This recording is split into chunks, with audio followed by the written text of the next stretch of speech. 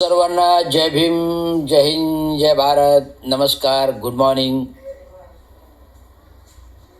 मागील महिन्यामध्ये ठाणे महानगरपालिका निवडणुका झाल्या. स्वायत्त संस्थांच्या 29 महानगरपालिकांमध्ये नगरपरिषदांच्या निवडणुका झाल्या, नगरपालिकांच्या निवडणुका झाल्या, झेडपीच्या निवडणुका झाल्या, जिल्हा पंचायत समितींच्या निवडणुका झाल्या.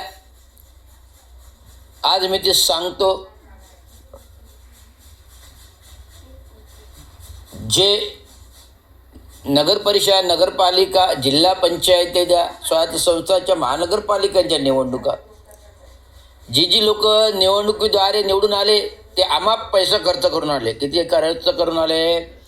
आमाप पैसा खर्च करून. कोणी 1 कोटी, 1.5 कोटी, 2 कोटी, 3 कोटी, 4 कोटी, तर कोणी 10 कोटी रुपये खर्च करून या निवडणुकीमध्ये मतं विकत घेऊन निवडून आली.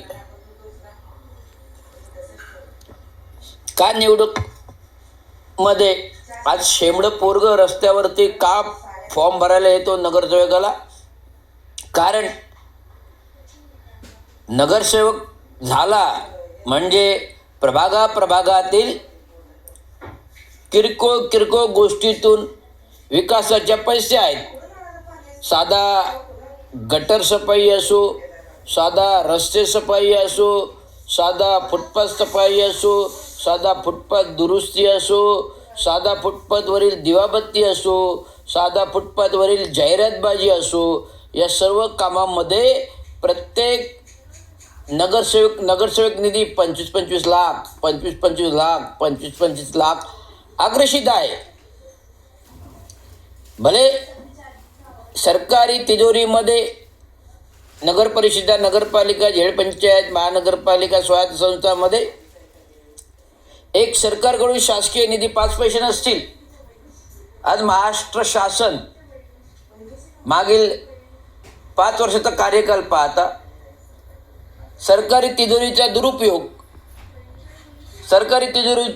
अनावश्यक कामे, लाडकी बहीण योजना निवडणुकीपूर्व जाहीर करून फुकटचे लोकांना, महिला वर्गाला आकर्षित करण्यासाठी मतदानासाठी पैसे वाटले गेले तिजोरीतून. कोणत्याही संविधानिक घटना आणि संविधानिक घटनाप्राप्त भारतामध्ये, स्वतंत्र भारतामध्ये राष्ट्रपती अध्यादेशाशिवाय कुठलंही काम होत नाही. मग तो संसद कायदा असो, मग तो लाडक्या बहिणीला पैसे वाटप असो, थेट पैसे वाटणे असा हा अधिकार कोणालाही प्राप्त नाही.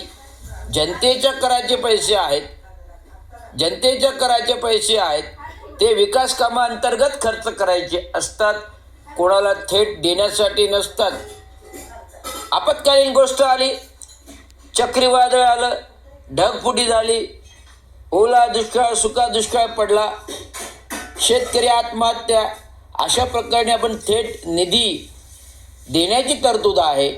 परंतु निवडणुका आल्या म्हणून लाडकी बहीण योजना आणायची आणि तो निधी द्यायचा, हे संवैधानिक घटनापीठाच्या संविधानिक कॅबिनेटमध्ये असा कुठलाही ठराव नाही, असा कुठलाही नियम नाही जो लागू आहे. न्यायालयाने विचारणा केली असता की आम्ही योग्य ती तरतूद केली आहे, संविधानिकनुसार योग्य ती तरतूद केली आहे, आम्ही हा निधी देऊ शकतो, अशा प्रकारचे खोटं अपप्रचार न्यायालयामध्ये सरकार सादर करतं. परंतु मी सांगतो, स्वतंत्र भारताच्या संविधानिक घटनेच्या राज्यामध्ये राष्ट्रपतीच्या अध्यादेशाशिवाय अशा कुठलेही थेट निर्णय पैसे वाटपाचे होत नसतात. आरक्षण देणं अगर रद्द करणं, आरक्षण रद्द करणं हा राज्य सरकारला अधिकार प्राप्त नाही. तो संसदानिक घटनेनुसार कायदा करून राष्ट्रपतीच्या अधिसूचनेद्वारे सगळे निर्णय घेतले जातात, हे तुम्हाला सांगू इच्छितो. त्यामुळे काल ठाणे महानगरपालिकेमध्ये जे लोकप्रतिनिधी नगरसेवक आले, हे सर्वजण नौके आहेत, अनुभवी नाहीत.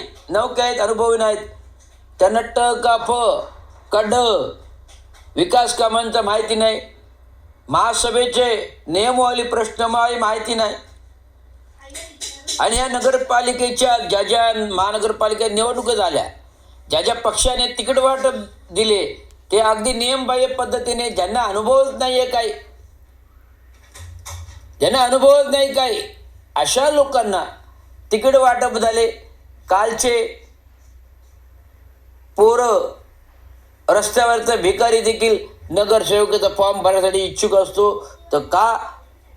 तर रस्ते सफाई, गटर सफाई, नाले सफाई, फुटपाथ सफाई, उद्यान दुरुस्ती, रस्त्यावरचे दिवे, रस्त्यावरचे फलक लावण्यामध्ये 25-25 लाख निधी असतो. त्यामुळे कोणीही नगरसेवक पण निवडून यायला इच्छुक असतो. हे आमच्या लोकप्रतिनिधी लोकनेत्यांनी दाखवले आहे की मी किती गडगंज श्रीमंत झालो. आज ठाण्यामध्ये माझे 2-2 बंगले आहेत, मुंबईमध्ये बंगला आहे, सरकारी बंगला आहे, 100-150 विकासकांकडे 20% पार्टनरशिप भागीदारी आहे, शाळा आहेत, दवाखाने आहेत, पार्टनरशिप आहे. अशा प्रकारचा श्रीमंत माणूस मी आहे. सर्वसामान्य कार्यकर्ता दाखवणारे नेते लोकनेते ठाण्यामध्ये आहेत. राज्यकर्त्या सत्तेत उपमुख्यमंत्री पदावर थेट बोलतो. बोलण्याचा अधिकार लोकशाही संविधानिक घटनेने आणि संसदेत डॉक्टर बाबासाहेब आंबेडकरांच्या वैयक्तिक व्यक्ती स्वातंत्र्याने मला प्राप्त झालेला आहे. आता तुम्ही मला निलंबित करा, जे कुठलीही कारवाई करा, नाही करू शकत. सेवेमध्ये होतो, परंतु काही न बोलता, काही न करता मी निलंबित होतो.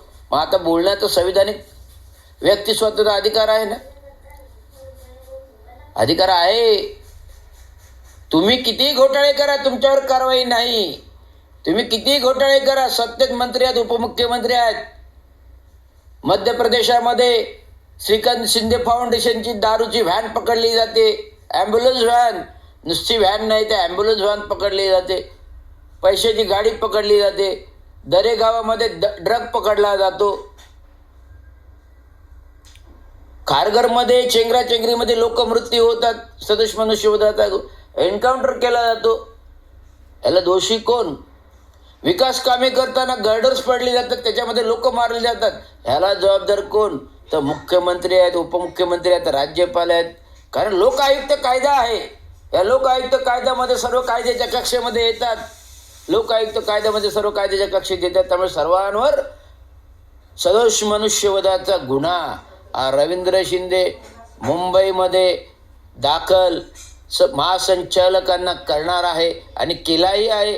आता हार्ड कॉपी जाऊन जॉईंट सेक्रेटरीवर गुन्हा, MMRDA आयुक्तांवर गुन्हा हा दर्ज होणार आहे. मुंबई आज मध्ये माणूस विकास कामे करता करता जीव मुठीत धरतात. ही विकास कामे नव्हे तर टक्क्याची कामं, खोक्याची कामं आणि सर्वसामान्य जीव घेण्याची कामं. सर्वसामान्य लोकांना काय मिळत नाही तर जीव घालवणं हेच त्यांच्या कामी असतं. आम्ही मात्र टक्के कमवतो, खोके कमवतो आणि लोकांना सांगतो आम्ही जनतेतील नेते, आम्ही जनतेतील कार्यकर्ते, आम्ही जनतेचा कार्यकर्ता असं सांगितलं जाते. पण आलेले गडगंज संपत्ती प्रॉपर्टी हे कुठून आली, काय आली? ईडी सीडी आयोग हे काय करतात? ईडी सीडी आयोग लाचलुचपत अधिकारी काय करतात? सत्तेच्या ताटाखालचे मांजर बनतात का? सत्तेच्या ताटाखालचे मांजर बनतात का? सत्तेच्या ताट यांच्यावर कारवाई नाही. हे सर्वसामान्य अधिकारी निलंबित होतो, त्याला कारवाई होते. कोणी काय बोलला त्याच्यावर गुन्हा होतो. अविनाश जाधवला 2021 अटक करून जेलमध्ये टाकले जाते. तिथेच रवींद्र शिंदेला संध्याकाळी निलंबनाची नोटीस येते. हे काय राजकारण झालं? हे काय सत्ता झाली? याला लोकनेता म्हणत नाही की याला सर्वसामान्य कार्यकर्ते, ह्याला खुणशी माणूस म्हणतात, सुडाने भावनेने पेटलेल्या व्यक्ती म्हणतात. केवळ सत्तेचा आधार घ्यायचा आणि विविध सत्ता गाजून अधिकार. आम्ही बिना सत्तेने काम केलेत. आमच्या वडिलांनी काम बिना सत्तेने काम केले. आमच्या वडिलांनी महानगरपालिका बसवली, श्रीमंत केले. पण तुम्ही लुटलीत. एवढंच मला सांगायचं. धन्यवाद. जय भीम, जय महाराष्ट्र, जय हिंद, जय भारत.